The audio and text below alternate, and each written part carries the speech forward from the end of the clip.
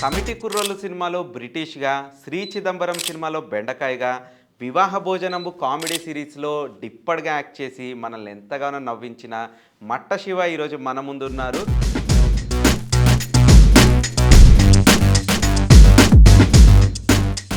కూతురు పుడితే నిహారిక గారని, కొడుకు పుడితే వంశీ గారు అంటే అది వాళ్ళే చెప్పిర్రా? నాకు ఇద్దరు సమానమే. ఇప్పుడు తల్లి తండ్రి ఎలాగో మనకి లైఫ్ ఇచ్చిన స్టార్టింగ్లో యూట్యూబ్లో షార్ట్ ఫిల్మ్స్ అవి నాకు సమానమే. నాకు మొట్టమొదటిసారిగా మనకు లైఫ్ ఇచ్చినటువంటి నిహారిక గారు సమానమే. అందరూ సమానం కాబట్టి రెండు సమానం అన్న. అప్పుడు కమిటీ కుర్రోళ్ళ టైంలో ప్రమోషనల్స్ ఆ టైంలో ఒక దగ్గర అన్న ఊరికి సంథింగ్ ఏదో చెయ్యాలని ఉంది మీ ఊరికి. ఏంటి శ్రీమంతుడు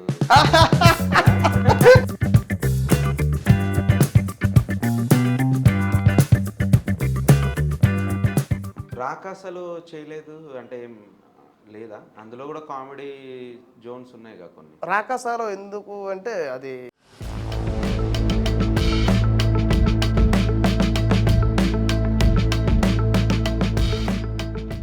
బండి కొన్నావు, బాగా ఎక్సైటెడ్గా నిహారిక గారి దగ్గరికి తీసుకెళ్ళావు, మేడం కూడా డ్రైవ్ చేశారు, బాగుంది. ఆ మూమెంట్ చెప్పు. ఆ టైంలో ఏమనిపించింది ఫస్ట్ బండి కొనంగానే? చాలా హ్యాపీ అన్న. ఎందుకంటే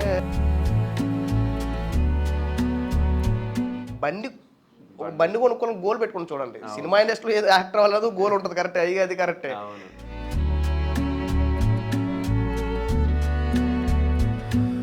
అది ఒక 7-8 సంవత్సరాల తర్వాత అయ్యింది చూడండి.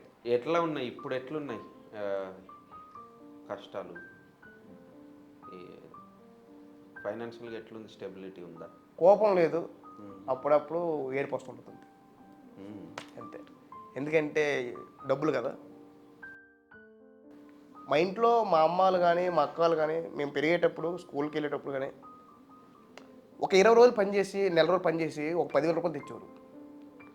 ఆ 10,000 తీసుకొచ్చి మేము స్కూల్కి వెళ్తున్నప్పుడు ఆ ఫీజులు కట్టడం కానీ మేము మమ్మల్ని పోషించడానికి ఒక నెల రోజులు పని చేస్తూ 10,000 వస్తే ఎంతో కష్టపడి తెచ్చుకున్న డబ్బులు మేము తినేటోళ్ళం.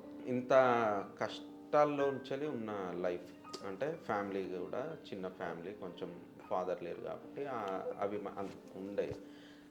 ఈ యాక్టింగ్ చేద్దాం ఇటు అంటే ఈ రిస్క్ ఫీల్డ్లోకి ఎందుకు వచ్చినావు? నాకు నటన మీద ఉన్న ఇంట్రెస్ట్, గుర్తింపు కావాలి. నేను అజయ్ ఘోష్ గారి దగ్గర, మన పుష్ప కొండారెడ్డి అజయ్ ఘోష్ గారు ఉన్నారు కదా, ఆయన దగ్గర నేను ఒక 2 months అసిస్టెంట్గా వర్క్ చేస్తాను. ఓకే. ఆయన మనకి ఇంటర్వ్యూలో కానీ బయట ఎక్కడైనా కానీ చెప్తా ఉన్న ఒకటే మాట, రాకముందే డిసైడ్ అవ్వాలి, వచ్చిన తర్వాత డిసైడ్ అవ్వడానికి ఏమి లేదు. నేను అదే అంటున్నా, రాకముందే డిసైడ్.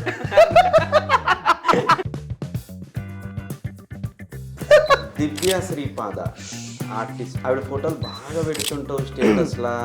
అండ్ మై క్రష్ అంటావు, మై దేవత అంటావు, అదంటావు. మీరు అర్జెంట్ నెంబర్ డిలీట్ చేసారు నన్న బాబు. ఎందుకు ఇట్లాంటి అన్ని లీక్ అవుతున్నాయి? కో యాక్టర్గా అవకాశం వస్తే బాగుంటుందని చూస్తున్నాను. మీరు ఇద్దరు నిలబడితే చూడాలని నేను కోరుకుంటున్నా. అవునవునవునవును. వస్తావా? రావచ్చేమో.